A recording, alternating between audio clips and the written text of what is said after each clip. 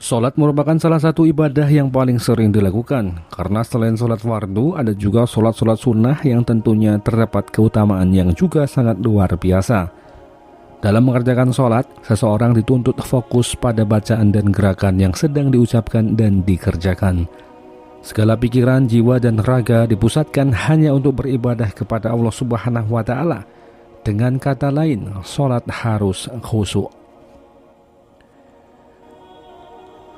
Qad aflahal mu'minun alladzina hum fi sholatihim khashi'un. Sungguh beruntung orang-orang yang beriman, yaitu orang-orang yang khusyuk dalam sholatnya. Quran Surat Al-Mu'minun ayat 1 dan 2. Untuk bisa menghadirkan kekhusyuan dalam sholat, maka seseorang harus bekerja dengan keras. Karena ada kaidah, semakin tinggi nilai sesuatu, semakin sulit untuk menggapainya.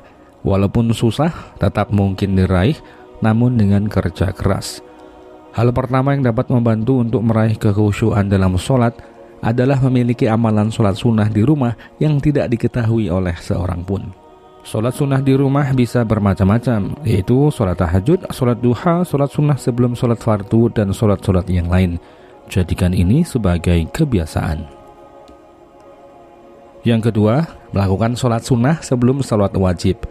Lakukan itu di rumah maupun di masjid, karena kata ulama, hal demikian dapat membuat hati kita hadir ketika sholat wajib tiba.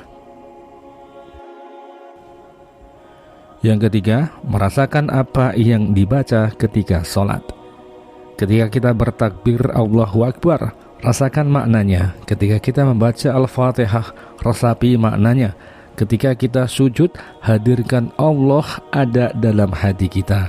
Rasakan semua makna dalam bacaan dan gerakan sholat.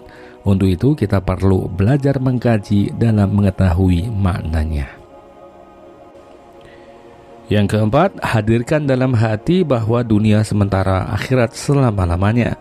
Kita melaksanakan sholat seakan-akan ini sholat terakhir kita. Yang kelima, kita wajib bekerja keras untuk menghadirkan kekhusyuan dalam sholat.